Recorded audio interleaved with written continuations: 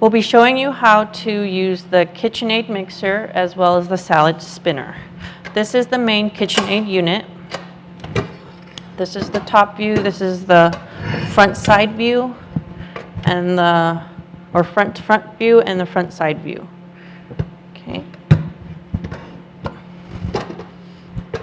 Make sure it is always at if you move the lever up, the arms will go up, and if you move the level down, the arms will go down. And this side has how fast it will mix from 0 to 10. This is the bowl that goes in it. You need to make sure that the holes go inside the pins, and then you also lock the back. Not just the front, but the back as well. You can use the paddle, which is this one, the whisk, or the dough hook. Depending on what recipe you're using and what you're making, you'll need one of the three. They all fall the same way.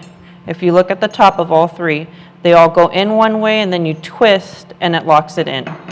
So if we put it in the pin and then twist, the item will stay on top, and then pull the lever and then the arms will go up, and then you'll be able to mix anything you need to mix.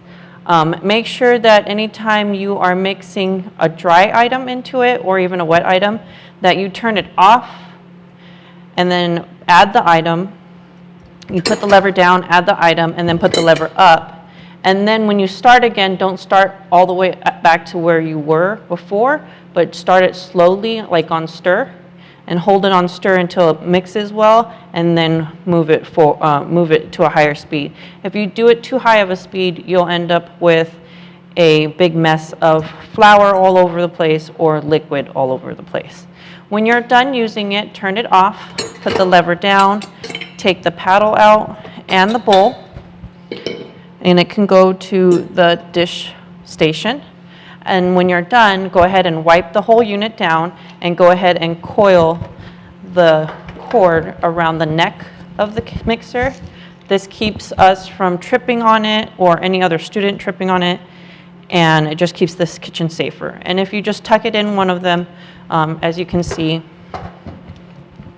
it is all locked into place on one side, and then you're done with it. Okay? Mixer. This is the salad spinner. I don't know if any of you guys use salad spinners at home, but for commercial, we can't use the little ones like we do at home, so we have the bigger ones. It's just 3 pieces of items: the top, the center, where the salad goes, and then where the water goes is down here. There's a pin right here, and then there's a little access right here that just basically spins on the pin. Is right here, and then as you spin, the water will disperse to the outside and drop down, and the lettuce will become less and less wet. You do need to empty this part out if it gets too much water. Just because the water's in here doesn't make it less wet in here. You have to empty it and then start over again. When you place this item on top, it just goes on top very naturally. You don't have to force it, and you should just spin, hold on to it and spin, and as it spins, it will pull the water off the lettuces. When it's done, please do not force it to stop, because all the gears that are inside will break. It's kind of like putting your car on park on the freeway. When you're spinning, just allow it to spin on its own, and then you can even lift up and let the gears spin on its own without you having to touch it.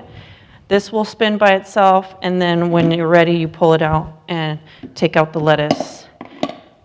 Or if you have to continue, pour out the water and then continue with the lettuce. There are some salad spinners that are larger in these kitchens, and some of them have holes on the bottom. That's to drain out any of the liquid, so it's easier for you guys, so you don't have to empty it out every few times. If you do have a hole, you must use the salad spinner in a sink. If you do not use the salad spinner in a sink with the hole, it will get water all over the table. So, and it's happened before. But to put it back together, you just put it back on top, put the lid on.